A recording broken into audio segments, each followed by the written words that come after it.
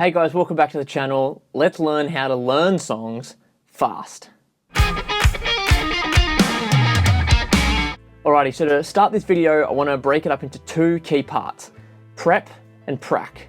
Now, prep is pretty simple. For me, it's just like one step, and that one step is get everything you need. Now, that doesn't matter whether it's drums or any other instrument, get everything you need. It needs to be either the tempo of the song, basic arrangement notes, instrumentless, whatever instrument you play, a version without that if possible. Any live things, if it's going to have a different feel to what the original record is, if it's already online and you can listen to it. Notation, if that's something you require for your instrument. Anything like that, ask for it all at once. Alrighty, so for the practical section, I've broken it down into 7 steps, which I think are quite useful to getting an overall bigger picture of the song to essentially learn it as fast as you can. Section 1, probably interchangeable, these with number 2. I like to just have a playthrough, just off the rip. Just listen to the song and play it and just figure it out as I go. From there, I'm listening to arrangement, I'm getting an idea of tempo, I'm getting an idea of feel. This for me is a great step because you go with the muscle memory of what your initial musical IQ would suggest you would do, especially for the drums where there's not necessarily strict parts in the entire song and you're like, okay, ride here, hats here, you know, I'm just cutting out here. So you're just getting a rough idea, no pressure to understand it by, 3 minutes in. You're just getting an initial playthrough, which then links to number 2, which is critically listen to the song. Now, if you don't have a chance to play the instrument or get behind the kit or whatever instrument you're trying to learn on, if you don't have a chance to get behind there and start off with a rough playthrough, just get the headphones on and just have a listen to the song. And from there, I want to be notating things. So the big part of section 2 is we're doing a key listening and things, but we're also taking note of the key sections. Are there stops? Are there accents? Is there a dropout? Does the key change? Anything like that, anything that's relevant, you're notating those things down. Number 3 is capturing those notes. And for me, when I play on the F note, I just have the little section where the phone goes. I just put the phone there with the notes up, and I'm able to just go through the song and refer to those notes. I don't timestamp it, I don't do anything super drastic like that, unless it's something like the last chorus is halftime or something. Outside of that, I'm like, there's a big drum build up before the end. I don't need a timestamp on that, I'll feel in the song when it's coming to the end and I'll understand there's a big drum build up. Extra bars, anything like that, you've got them on your notes so that you can refer to them, and then while you're playing, whether it's on a piece of paper in front of you or whether it's like I have it on my phone on the F note, and I can just get an understanding of what I'm doing and just sort of check in.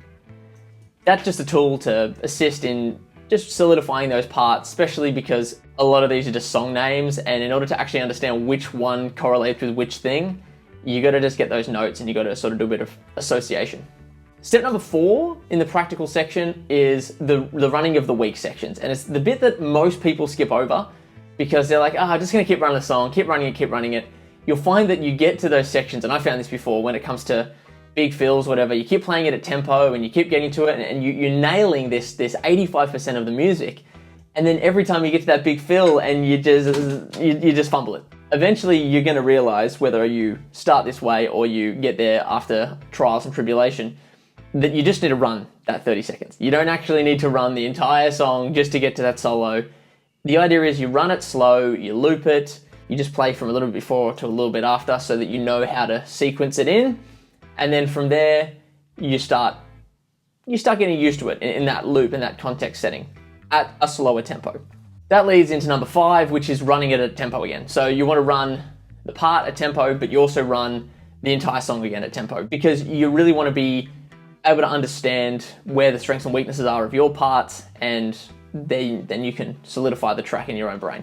Step 6 is not necessarily an all the time step. It's if you have more than one thing to learn, which I often have at least 5 or 6 songs at a time to learn. At the moment, I'm learning a full hour set and I have essentially no previous experience with it. It is 100% just song names and me figuring out what that correlates to with feels and things like that. And part of that section has led me to number 6, which is moving on. So we've done all the steps 1 to 5. I've got everything I needed. And now I'm like, okay, I'm just going around the same circles, or perhaps I've got it to a point where I'm happy. Move on. So you move on to the next song, move on to the next thing, or just give it a rest, and then jumping into number 7, we finish with revisiting. You start by testing yourself, and as you test yourself, you see what works, see what the muscle memory is, see if you just remember the feel. The other thing is remembering whether or not you start, those sorts of things, that especially as a drummer, that's a big thing. So getting an idea of that, and then if you're not comfortable, loop number 3 to 5 and just keep playing over, referring to the notes, playing a tempo, playing not a tempo, getting back to tempo, and looping that. So that's how I learn tracks. That's how I've learned tracks for a while now.